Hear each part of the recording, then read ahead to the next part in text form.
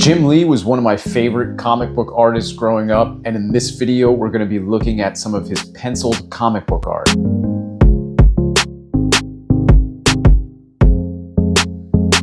Hey, welcome back to my channel. My name is Thomas Patilli. I'm a comic book artist and an illustrator, and in this video, we're going to be looking at the art from Superman Unchained, the penciled version. It's called a director's cut, and it's very similar to the Marvel rough cuts that we've already looked at in some recent videos. We looked through some of the penciled art of Ron Garney's Captain America, and most recently, John Romita Jr.'s Thor. So Marvel and DC both have versions of these penciled comics. And if you're a comic book artist, or even just someone who's interested in the making of comics because you have an appreciation for it, these kinds of books are really fantastic resources because it kind of lifts the curtain and gives you a look behind the scenes as to how these artists make these things. And in this current age where there's so much digital art, and of course now AI art, these kinds of penciled issues really do carry an extra weight of appreciation with them. Because seeing a story and characters really come to life on a page, just with the use of pencil and paper, has always been fascinating to me, and I think it goes an even longer way in today's world. It does seem as though there's a newfound appreciation for making comics and illustration in a more traditional way, not only from my generation that sort of came up making art traditionally just because there wasn't those digital resources out there, but also from the younger generation that grew up with Photoshop and Cintiqs and all that stuff. I think both groups in their own way are kind of yearning for more of that traditional approach to making art. And like I said, there's a newfound appreciation for it, which just makes books like this that much more cool. Like I mentioned, Jim Lee was one of my favorite comic book artists growing up. I was very much inspired and overtaken by that whole Image Comics craze. But he has stood the test of time, and I believe his art has evolved over over 3 decades that he's been making comics now. And speaking of traditional versus digital, it seems as though he's never wavered on that. He continues to this day to make comics traditionally on paper. I'm sure that is very much for the love of the game itself. He's a master at pencil and paper, and his collaborations with Scott Williams, his inker, are some of the greatest in modern comics for sure. So why would he switch to digital? I'm also sure that it doesn't hurt that he is able to sell his original art for very many thousands of dollars per page. So there's absolutely no reason for him to have to start drawing on a Cintiq or anything like that. But that's just another reminder of the importance of drawing on actual paper. There's this whole other potential source of income that can come out of each page that you draw. There's an entire world out there of collectors that are very, very passionate about owning those original pieces of art.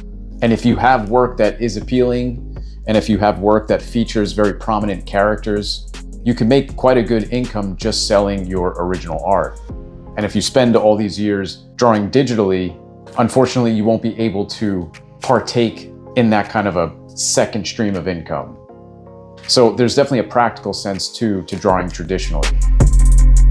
But anyway, this video is all about appreciating some amazing penciled art by Jim Lee. So let's get into it and take a look at this issue of Superman Unchained, the Director's Cut edition.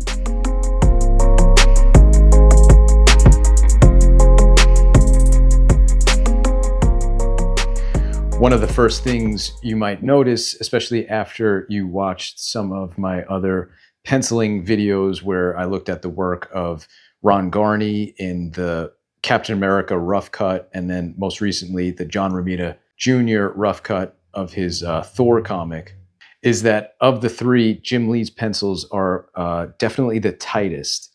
You can see he's got a really, really precise, tight approach to his pencil work. It almost looks as if you can just adjust the levels here and go straight into coloring if you had to. Jim Lee's very long-time inker is Scott Williams. Most people who are familiar with Jim Lee's work are also familiar with Scott Williams. They're sort of a dynamic duo as far as pencilers and inkers are concerned. And Scott Williams is an amazing inker. He inks a lot with nib pen, as far as I know, and various other types of pen work. And he gets a really precise line. He's very much responsible for that Image Comics inking style. A lot of really cool thin to thick, slick lines and really great hatching work. But when you look at Jim Lee's pencils here, you see how much of that is already really indicated in just the penciling. It's not to say that Scott Williams doesn't enhance it greatly, but in many ways, Jim Lee is almost inking with his penciling lines here. In the John Romita Jr. video, I talked about how John Romita Jr. is really leaving so much of his pencils up to interpretation for whatever inker he might be working with. And when you see John Romita Jr.'s pencils inked by different inkers, it kind of looks slightly different depending on who's inking him. Obviously, you always know that it's John Romita Jr., but there are little variations and different feels that his work gets depending on the inker that he's working with, just because he leaves so much up to interpretation in his very rough and loose pencils. Whereas when you see something like this, like look at this double page spread right here. I think this is like a quadruple page spread. I'm trying to figure out the ruling. It looks like there's 4 different pre-ruled sheets on this page. Maybe this was like a poster that it folded out into. I'm not sure. But man, that is very, very technical and very precise. And speaking of inking, this would be a nightmare to ink. This would be very, very difficult to ink, especially, yeah, you see how Jim Lee indicated BWS all around here. That means black with stars. So the inker then has to ink all of this, but then also add all the black with like a star effect, whether he was going to use white paint or white ink or some sort of white pen.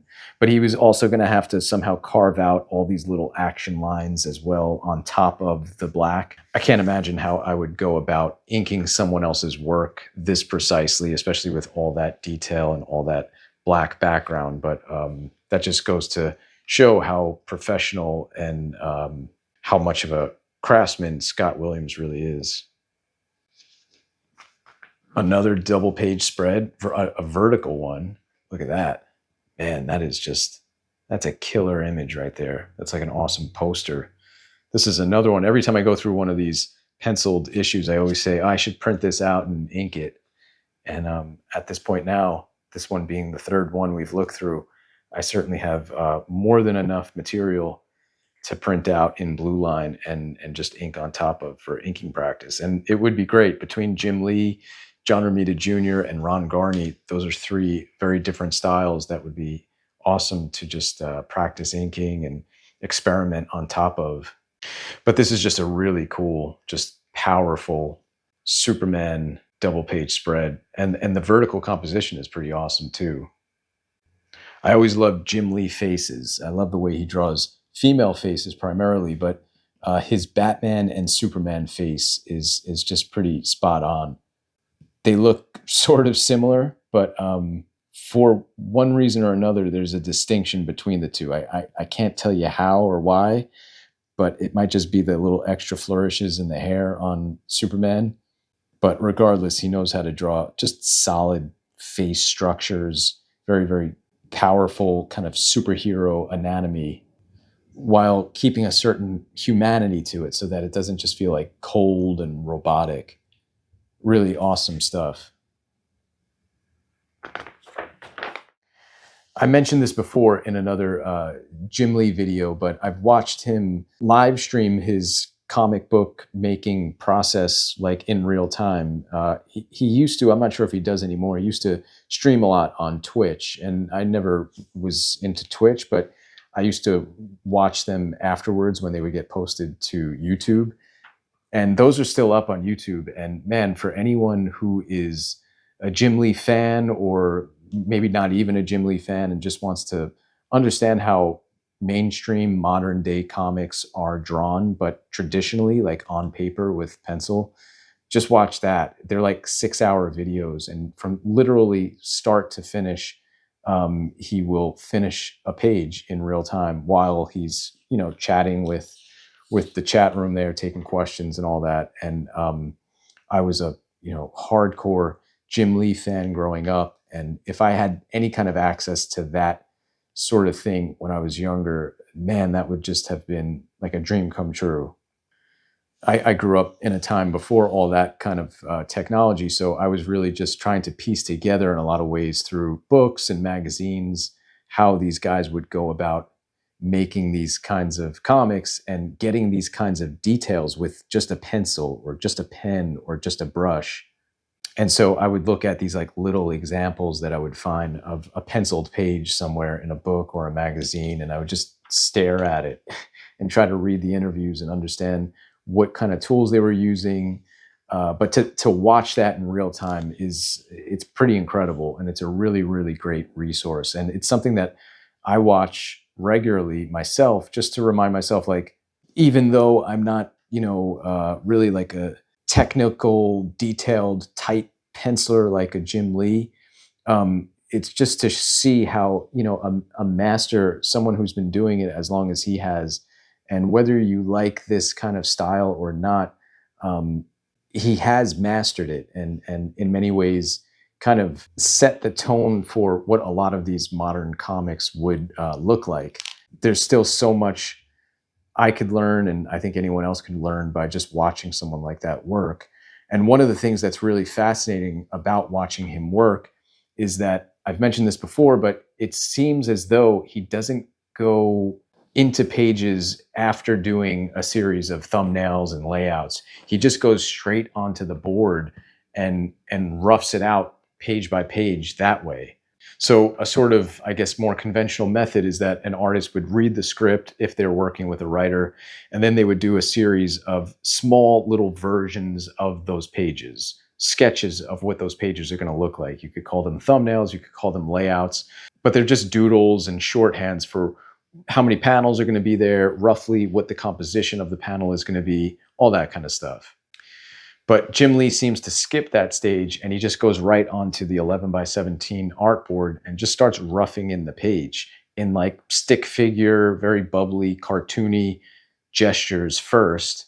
And he'll do revision after revision, just erasing, reworking it until he feels like there's a good balance of the page. And then once he has the whole page, again, in real size, 11 by 17, roughed out, then he just goes in at the top of the left-hand corner of the page and starts detailing and works his way down, it's pretty incredible to watch. And I suppose over the years he's adopted that because it just takes one stage out of the process out. And when you're a monthly artist and when you've been doing it as long as he's been doing it, I guess you learn to become very efficient with your time and your process. And anything that feels like you don't really need to do it, and it's just adding an extra amount of time, it's probably worth removing from the process. I've said this many times before, but comic art is a very, very practical art form. And in many ways, the style and the function of it is dictated by the deadlines and the amount of time that you have to work on it. So I think sometimes the more precious you get with it and the more, I guess, for lack of a better word, artistic your process becomes, that could just add a lot of time to your process. And if you're on a tight deadline, like a monthly superhero comic book, it could add unnecessary amounts of time to it. So again, Jim Lee, having done this as long as he's done it, has probably figured out what works and what doesn't in terms of giving him the best results in the right amount of time.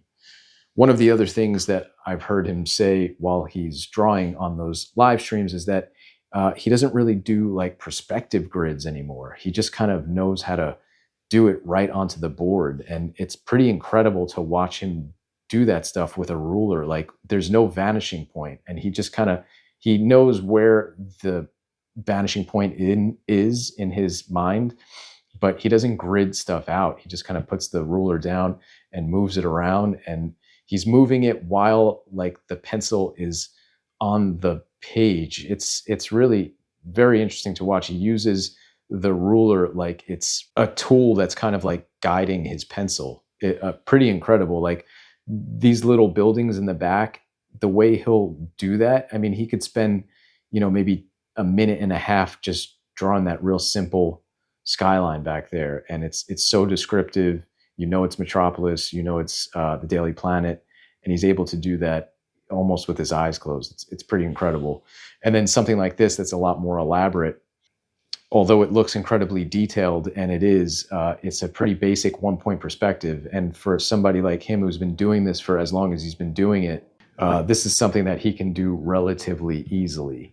There's an interesting thing going on in this panel where I think in the final printed version, it seems like, I think this is Lois Lane, she's looking at some sort of like hologram thing that's in front of her. I think these are like different like news items in these different boxes here, and they're sort of holograms floating in front of her. And if I were to look at that final comic, I would assume that that was done strictly in post-production, like all those little holographic lines. But it seems like he's just doing that with pencil right on the actual board.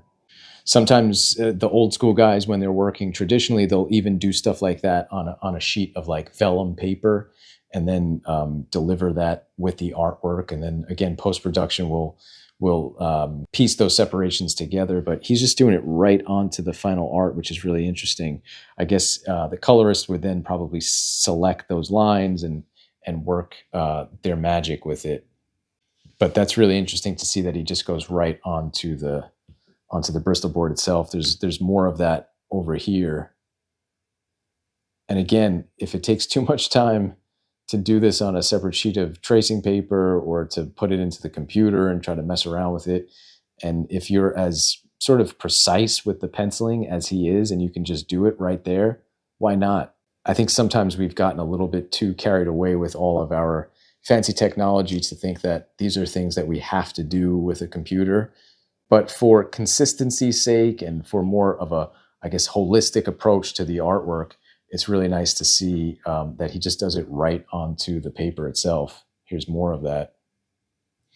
But man, that's just a beautiful panel right there. Oftentimes when I'm looking at either an artist edition or one of these penciled issues like this, it's very, very easy to just isolate one panel and just kind of like admire it for its composition and detail and craftsmanship. I mean, you could isolate that and that just looks like a really just nice spot illustration. There's a great composition, great faces, great hands.